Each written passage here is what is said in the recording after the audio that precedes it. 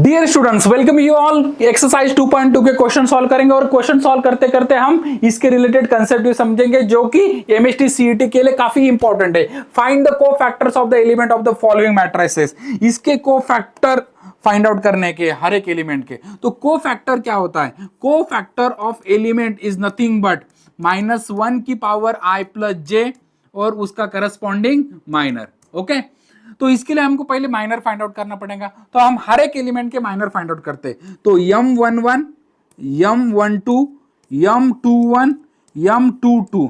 अब इसका मतलब क्या होता है? रो 1 कॉलम 1, ये वाला एलिमेंट। तो इसके माइनर्स मतलब इसका कॉलम एंड रो छोड़ दो, जो बचा है वो कौन है? माइनर है। ठीक है, इसी तरह इसका क्या आ जाएगा? -3 आ जाएगा। इसका क्या आ जाएगा? 2 आ जाएगा। और इसका 2 वाले का क्या आ जाएगा? कॉलम 2 रो 2 कॉलम 2 का -1 आ जाएंगे। ये आ गए हमारे माइनर्स। अभी cofactor C11, C12, C21, C22। अभी इसको अप्रोच क्या है सॉल्व करने का? ये जो माइनर्स है हम ऐसे के ऐसे लिखेंगे, 4 -3 2 -1। अभी इसके बाद क्या है? ये दोनों का सम अगर इवन है तो साइन वैसे के वैसे रहेंगे। दोनों का सम अगर ऑड है तो ये जो साइन है ये चेंज हो जाएंगे। ये साइन क्या हो जाएंगी? चेंज हो जाएंगे। यहाँ पे भी ऑड है तो ये साइन क्या हो जाएंगी? चेंज हो जाएंगे। खत्म बेटा। तो ये आ गया हमारे कोफैक्टर। काफी सिंपल है। कुछ डाउट रहा तो कमेंट में आप पूछ सकते हैं। Next question,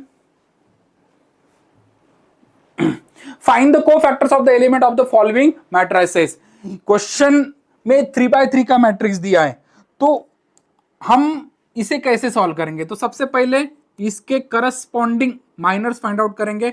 m11, m12, m13। इसके आगे m21, m22, m23 और m31, m32 एंड m33।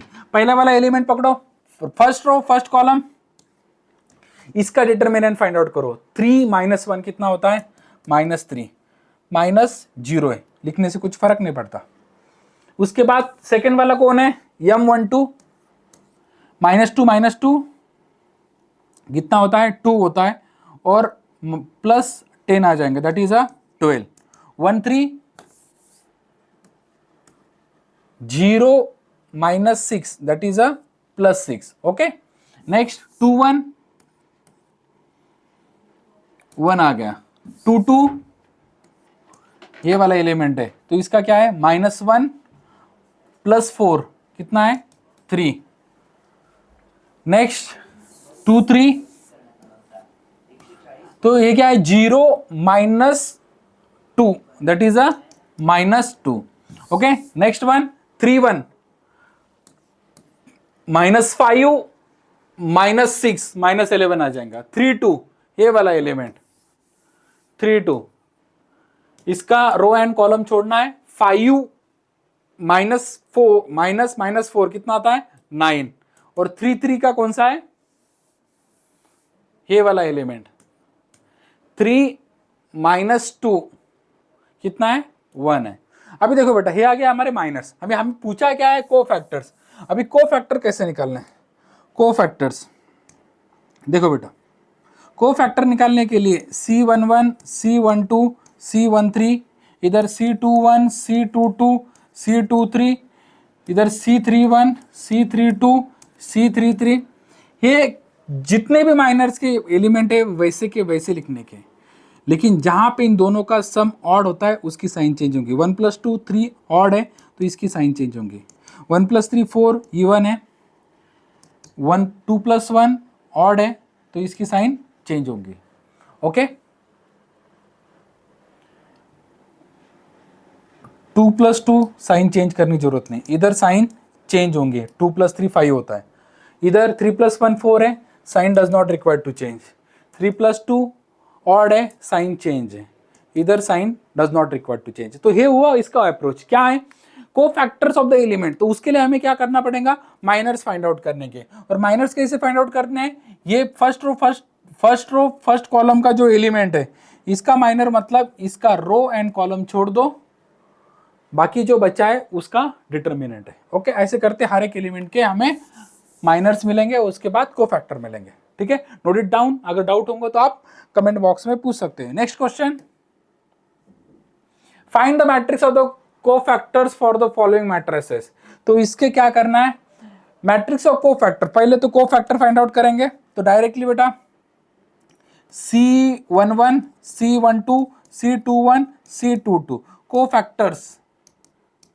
ठीक है, अभी अप्रोच आप देखो, यहां पे 1+2 ऑड है, दैट इज अ 3, तो इसकी साइन चेंज होने वाली। 2+1 क्या है, ऑड है, तो इस यहां पे भी साइन चेंज होंगी। इधर साइन चेंज होने की कोई बात नहीं है। तो 1 1 का माइनर क्या आता है, 1 1 का माइनर क्या आता है, 1 1 का माइनर आता है -1।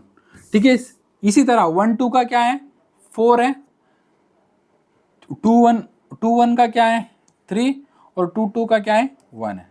तो इसका कोफैक्टर, मैट्रिक्स ऑफ कोफैक्टर्स क्या मिलने वाला है, -1, -4, -3, 1। ओके, ठीक है। Next one,